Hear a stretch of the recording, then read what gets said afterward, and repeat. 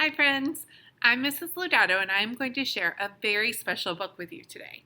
The book that I'm going to read to you is called The Name Jar, and this book is about many different names. Some of the names you might have heard before and some names you might not have, and a lot of names might not even be in this book, and that's what makes our names so special.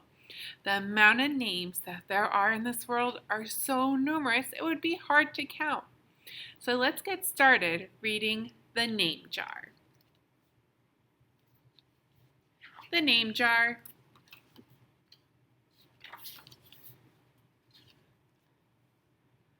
See all those papers with names on them written in different handwritings. The Name Jar. Through the school bus window, Yuhi looked out at the strange buildings and houses on the way to her new school. It was her first day, and she was both nervous and excited.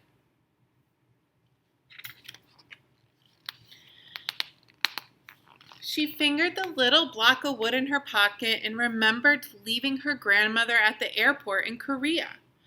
Her grandmother had wiped Unhe's tears and handed her an ink pad and a small red satin pouch. "Your name is inside," she had said. "My name?" Yuhi had wondered.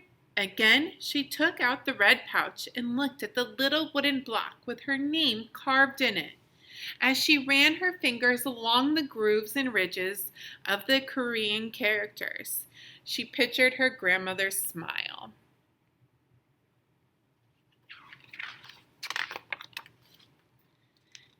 "Is that thing for show and tell?" a boy asked Yuhi, surprising her. Yuhi looked up as more kids leaned over. "No, it's mine," Yuhi answered, quickly putting the pouch back in her pocket. "Are you new here? What's your name?" a girl asked. "Yuhi," she said. "Oni?" a girl asked, scrunching up her face. "Ooh, ooh, Uni," some kids chanted. No, Yuhi she corrected. It's spelled U-N-H-E-I. It's pronounced Yuhi. "Oh, it's you, hey," the boy said. "Like you, hey! What about hey you?" Just then the bus pulled up to the school doors. Yuhi hurried off the bus. "You hey, bye-bye," the kids yelled as she left. Yuhi felt herself blush. They were not being so nice, were they? Yuhi stood in the doorway of her new and noisy classroom. She was relieved that the kids on the bus had gone to different rooms, but her face still felt red. I think she was embarrassed. "Aren't you going in?" asked a curly-haired boy with lots of dots on his face. "You're the new girl, right?" he asked cheerfully. Yuhi nodded, and before she could walk away, the boy took her hand and pulled her through the door. "Here's the new girl," he announced so loudly that the teacher, Mr. Costas, almost dropped his glasses. Mr. Costas thanked him and greeted Yuhi. "Please welcome our newest student," he said to the class. She and her family just arrived from Korea last week. Yuhi smiled broadly and tried not to show her nervousness. "What's your name?" someone shouted. Yuhi pictured the kids on the bus. I haven't picked one yet," she told the class, "but I'll let you know next week." As Mr. Costas showed her to her desk, she felt many round, curious eyes on her. "Why doesn't she have a name?" she heard someone whisper. "Maybe she robbed a bank in Korea and needs a new identity," a boy replied. Do you think that's true? No, I think that boy has an imagination. On the bus home, nobody teased her, but Yuhi kept thinking about her name. "How was school, Yuhi?" her mother asked when she walked in. "Did you understand the teacher?" Yuhi simply nodded. She unpacked her school bag and set the red pouch by a photograph of her grandmother. I'm glad you are learning English well, her mother said. You must study hard, behave nicely, and get good grades to show that you are a good Korean.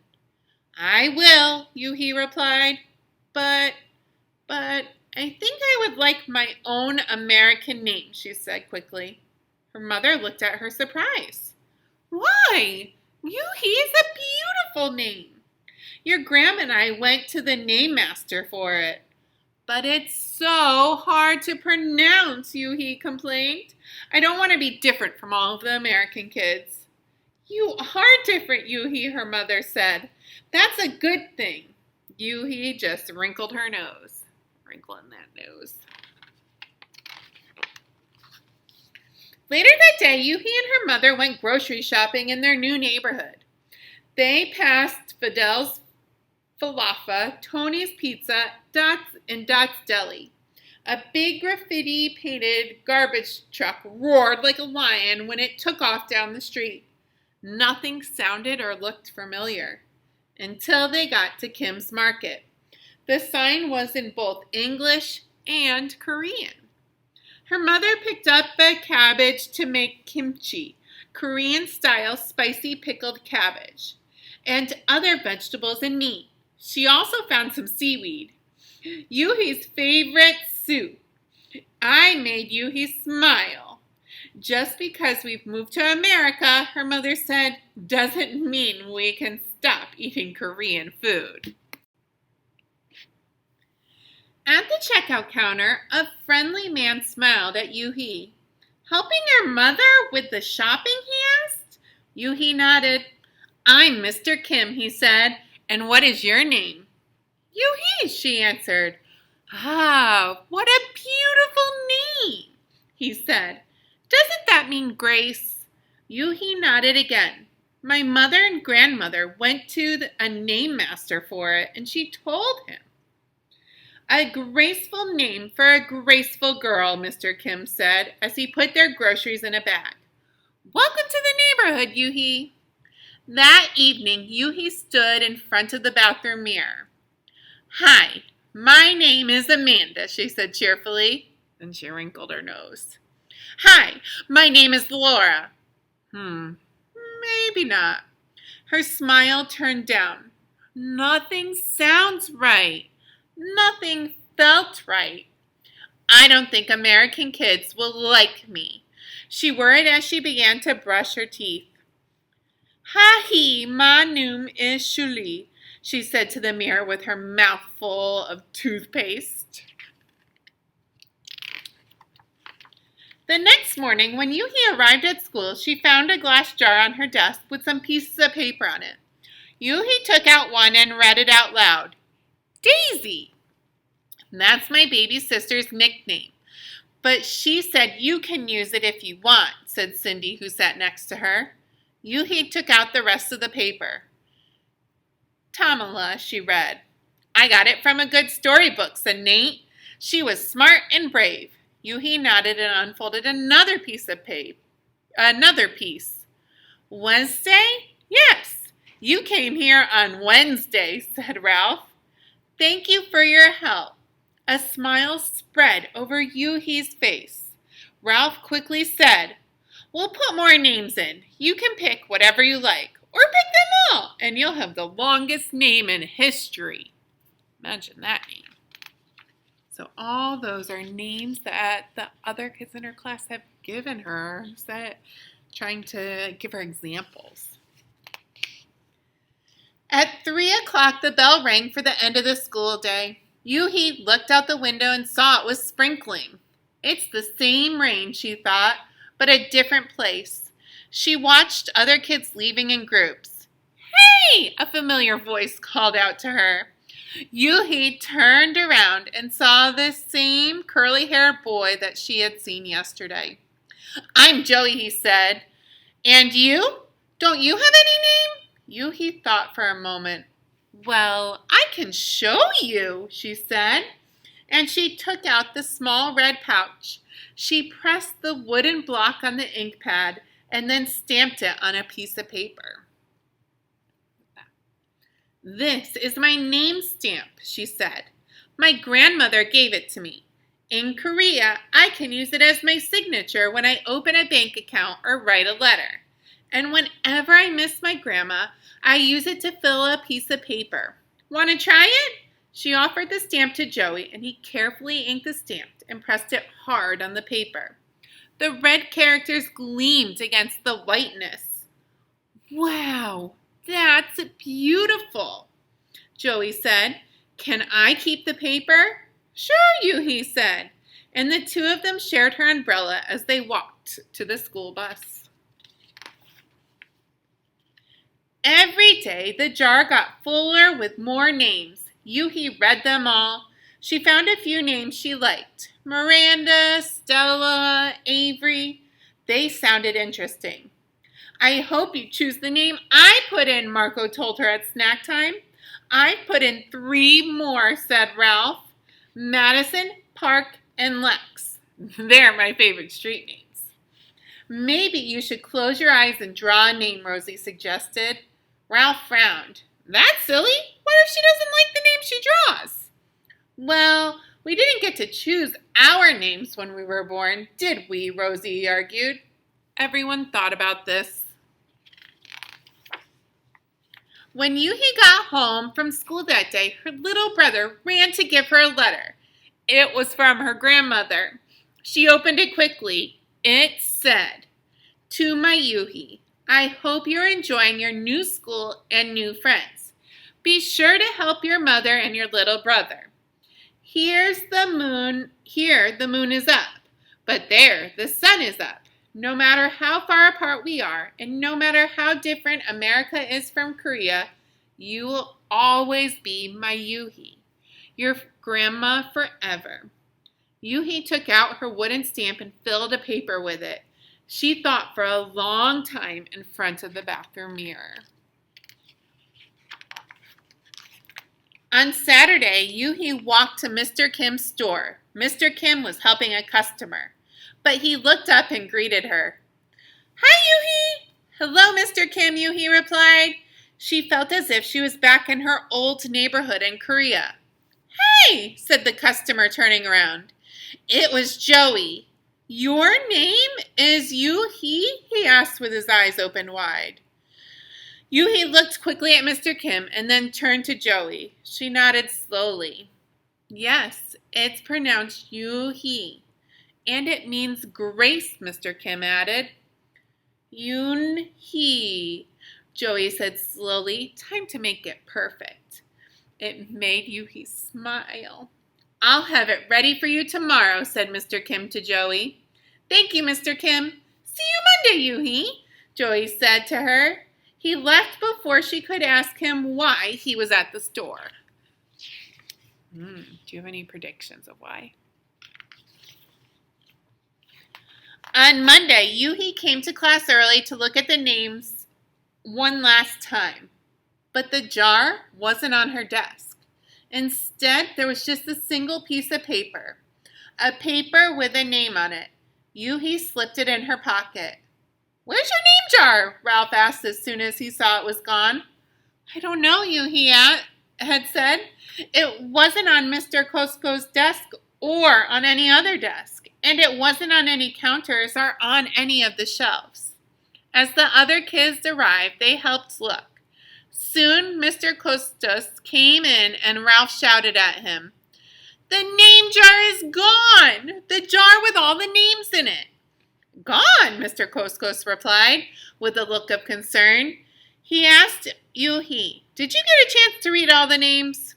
Yuhi nodded. She took a breath. "I'm ready to introduce myself," she said. What do you think she's going to introduce herself as? Tell me. Let's see. Yuhi wrote her name in both English and Korean on the chalkboard. "I liked the beautiful names and the funny names you thought of for me," she told the class. "But I realized I liked my name. So I chose it again. Korean names mean something. Yuhi means grace. Grace. Grace and he," shouted Ralph. Everyone tried to say it. Yuhi, Unhi, Yunhai. Yuhi said her name again slowly and clearly. Soon the kids began to say it better, even Mr. Costas. They applauded her choice. I was named after a flower, Rose whispered to Yuhi. Lots of American names have meanings too, Mr. Costas reminded everyone. When the class was dismissed, Yuhi heard her new friend say goodbye. Bye, Yuhi. See you tomorrow. Goodbye, Yuhi. Yuhi said goodbye and then looked around for Joey, but he was already gone. Yuhi, come downstairs. Mother called up to Yuhi. Your friend is here. Yuhi rushed down to see who she meant. There stood Joey, and in his arms was the name jar. Where did you find it? Asked Yuhi breathlessly. Joey looked embarrassed. Well, I took it, but only because I wanted you to keep your real name, your own name, and you did. He reached in and pulled out the names. Do you want to keep them? He asked. Thank you. I'll keep them as a souvenir, Yuhi said happily. Then she pulled out the piece of paper from her pocket. Do you want this back? Joey grinned. You can keep it. I'll return the name jar to the class. Maybe you could put some Korean nicknames in it for us. Names with good meanings. I could do that, agreed Yuhi. I've already got a Korean nickname, Joey said. Mr. Kim helped me choose it. Carefully, he pulled a small silver felt pouch from his pocket. Then he took out a dark wooden stamp with beautiful Korean characters carved sharply into it. He pressed it on the ink pad and then on the piece of paper next to her name. Chinku, read Yuhi. That means a friend. And Chinku smiled back. So those are their names in Korean. They use characters instead of letters, which is pretty neat. And that looks just like the front cover page. The name jar. I hope you loved this book just as much as I did. It's so fun to learn different names. Every year, I learn names that I have never heard before, and I think that is amazing. Now you're going to go to Seesaw, and you are going to write about your name. I did an example with my name, but make sure you do your own name. I can't wait to see them. Bye.